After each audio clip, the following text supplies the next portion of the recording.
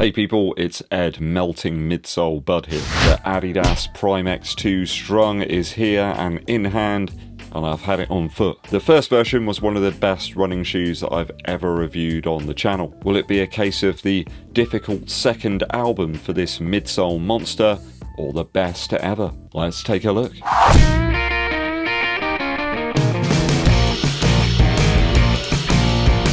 Thanks for joining me people. The Prime X 2 Strung is here. It's a shoe that I've grabbed with my own Earth credits this time round. There's a painful retail price of 250 quid, but I managed to use a discount and got it for about 163. What a stroke of fortune.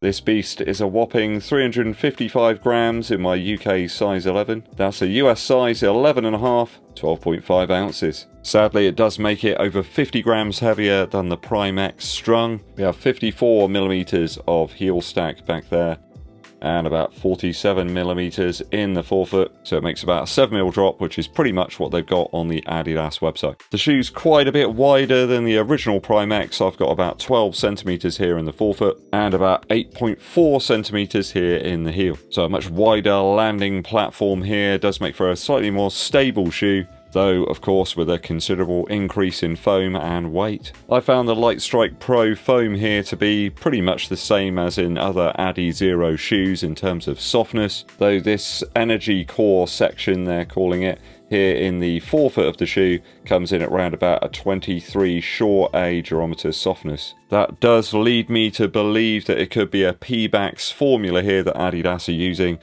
though they're keeping that firmly under their 3-stripe caps. Typical outsole softness measurements here for the rubber, it's around about 60 for the continental part here, though 69 back here in the much more sort of durable heel section on the medial side. Okay, that's all the stats, but how does it shape up on foot, which is of course where it really matters. I got this shoe on Sunday of this week. I've already put about 12 miles into it. I think that tells you a lot about the shoe. Most of that running was around about a sustainable pace for me, so that's somewhere between about 8 minutes 15 per mile through to about sort of 7:30 per mile. Local roads and concrete paths were my jungle, and I'm top of the tree. There's not a drop of rain anywhere out there. It's bone dry. I do hope for some rain soon. The shoe sanctuary is punishingly hot right now. I'm not going to show you my bottom half. I'm not wearing Speedos, that's all I'm going to say. So I've just cut out about 5 minutes of me laughing. Before we get to the review, please hit that subscribe button and also give this video a thumbs up like, it really helps out. Loads of you aren't subscribed, I know are watching out there, so if it is you, please do hit that subscribe button, it helps out a great deal. Dankeschön.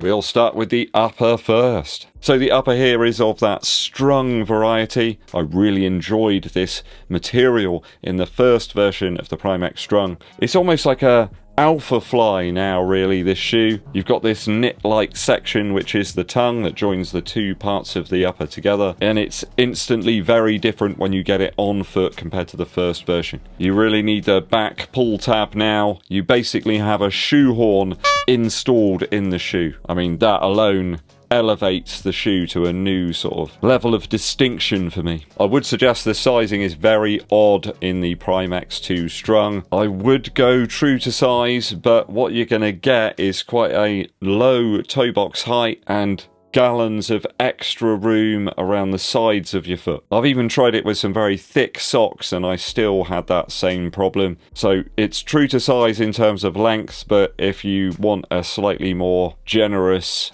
feel in the toe box, I suppose you're going to have to go up a half size, but I can't really advise you to do that because you're just going to end up with loads of extra upper. It really does look quite unsightly on foot, but I can assure you it did feel really comfortable. In fact, I kind of forgot that the upper was there actually on all of my runs. So if it really bothers you, don't go out and buy this shoe. If you're not really that bothered and it's all about the sort of underfoot feel, then your quid's in. As I mentioned, the fit of the shoe is a little bit more like the Alpha Fly from Nike now. The laces barely do anything really aside from the last couple of eyelets. I managed to get a good lockdown with a runner's knot. That's what I would suggest you use. I did find that the upper materials did start to flex and give a little after a few miles, a quick retighten, and it seems to have stabilised now in my later runs. Now, these final eyelets here do appear to be wholly plastic, but they're backed with this quite thick, coarse material. Whilst I didn't find these digging into my foot whatsoever,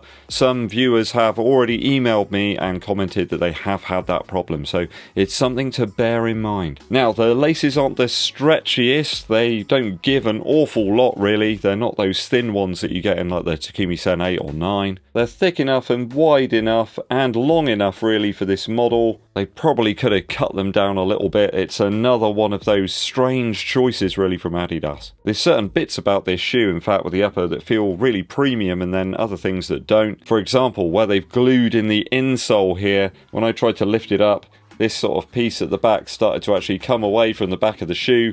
It's not even stuck down. That aside, I've got to say the upper of this shoe is a thing of beauty. It is a wonderful looking shoe. It almost looks like the back of it here has been coloured in with a biro. I think it's fantastic. Just a shame that the fit of the shoe isn't spot on like it was for me in the Prime X Strung. I've no problems comfort wise here. Lockdown's really good, no rubbing, no hot spots. I've had no sort of heel slip back here whatsoever, though I'd suggest for anyone with a normal or narrow foot, you're going to have to cinch those laces in. Get your sock game on point as well, people, before you even take these out of the box. Breathable enough in these testing temperatures we've got in the UK right now.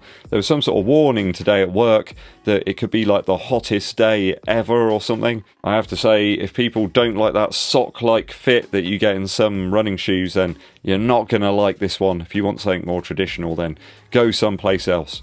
This very much feels like an experimental concept shoe now, whereas the Prime X Strung did still feel like a running shoe. I'll give it a 2.4 for the upper after my initial runs. It's comfortable enough, there's just way too much of it.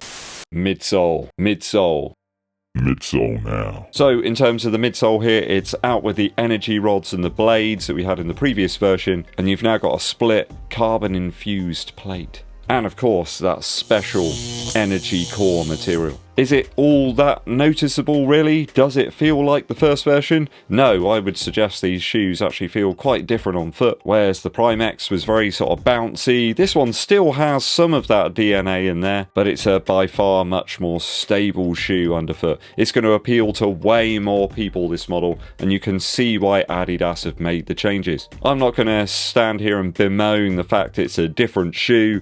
If you want the Prime X Strung, go and grab another pair. This is something altogether a little bit different and perhaps more usable, I suppose, for average people. That's me, really. I am noticing that the whole structure, really, of the shoe is starting to flex a little bit more. There's a little bit more give. The whole shebang is just more malleable now. I'm finding this one to be a better sort of long-range cruiser, perhaps some steady pace miles, or even some recoveries when your legs are really smashed. It almost kind of repairs them. You can get out perhaps in this shoe for some very easy pace miles, and it just keeps bouncing you forward. I think the colossal stack here of 54mm in my size is going to suit those longer steady runs that I've got in mind before I do the Manchester half. Sadly, the higher paced running now in this model doesn't really suit it. It's certainly not its forte with 50 extra grams on for either foot. I wouldn't suggest that the bounce is gone now from this shoe, but it certainly is a different feel. You do want to aim actually for that front section here, and you do get the feeling that Adidas were kind of trying to recreate the Alphafly AirPods. So that might be a real shame to you, but this was never going to be the same shoe. It's a very different take. I think the extra weight is from those plates there. The energy rods obviously were much thinner. They took up less sort of space. Pretty much when I put the shoe on, first of all, I realised I was going to have to review it for its own merits. I'm finding it bouncy still, but it's way more controlled underfoot now. You don't feel anywhere near as perhaps unsteady on turns or bends. It's certainly got some energy return though. You can almost sort of bounce along with it. I think a wider range of runners will be able to get something out of this new version of the Prime X. Perhaps I've got some significantly strong ankles or something. I never found the original version to be really that unstable. The wider surface area here makes for quite an energetic ride. You've got a nice big landing platform, and it really does save the legs to a huge degree. There's certainly more pop here than the Kayano 30 or the Nimbus 25, and it's a bit more exciting and fun to run in than something like the Kinvara Pro, and there's way more forward motion and propulsion than Nike's Invincible Run. I've always been a bit perplexed as to why Nike placed so much foam not underfoot in that model, where pretty much most of the foam is right under your foot here. The angles of the heel section and the bevel on the lateral side do make for a very cushioned, impact protected heel strike, and everything here is aimed at improving the stability of the model. So it's still a fun ride. Personally, I really enjoyed all the miles I've run in it so far. I think if the original Prime X Strung was perhaps like a 21-year-old going to watch the Ramones at the Rainbow in 1977, then this is a middle-aged man going to see the War on Drugs in 2023. Still fun, but in a controlled fashion with a bit of extra ballast around the waist. It certainly lowers the heart rate while I've been using it recently.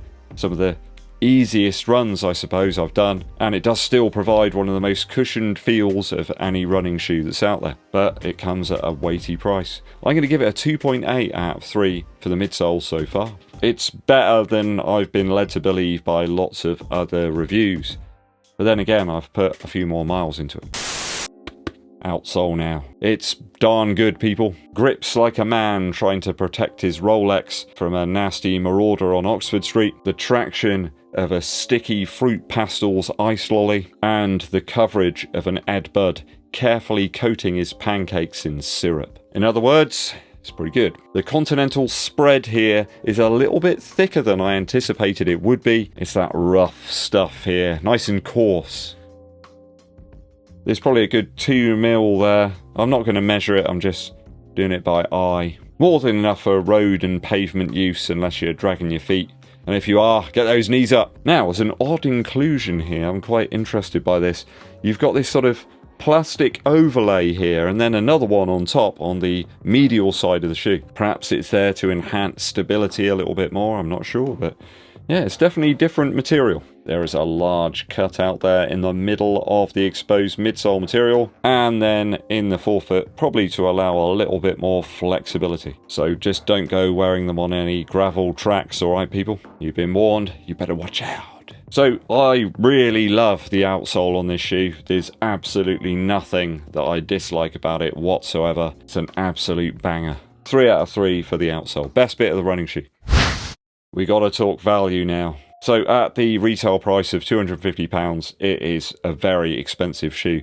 That makes it like 30 quid cheaper than the Alphafly. It's like £15 more than the Vaporfly. I think if you need a mega cushioned monster with some fantastic traction that doesn't have the arch from hell like you've got in the Alphafly 2, then the Prime X2 could be spot on. I don't think it's probably the best option for those with extremely narrow feet. Perhaps if you've got a slightly wider, more voluminous foot, this one could be absolutely fantastic for you. I don't see this shoe now as being a race option either at 355 grams. I mean, that's a huge amount more than the original was. I could probably race in the Prime X Strung. I don't think I'd want to race in this one, especially over a very long distance. I think the end of a very long race, the 50 grams extra on each foot is just going to be the difference for some people. Just makes hitting those higher paces a little bit more testing, and I can't see it being a better shoe than the V1 in that aspect. But I can see it being a foot-saving model if you're doing loads of long-range training, maybe at those sort of steady paces, you've got a bigger foot, maybe for triathletes if you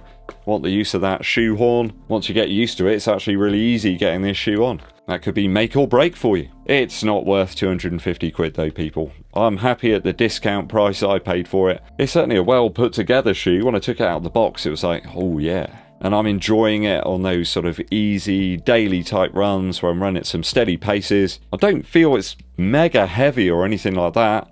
It just feels a bit like a shoe that's a little bit more up for it than the Invincible run for me. It's going to be a good tool, that's for sure. I'm really enjoying running in the shoe, don't get me wrong, but it's a training option now, and more than ever it's a concept or experimental shoe from Adidas rather than like an out-and-out running shoe, and that's kind of what the Prime X felt like to me. So at the retail price, a value score of 2.3 out of 3. If I've added the scores up properly, that gives us a 10.5 out of 12 after my initial runs for the Adidas Prime X2 Strung.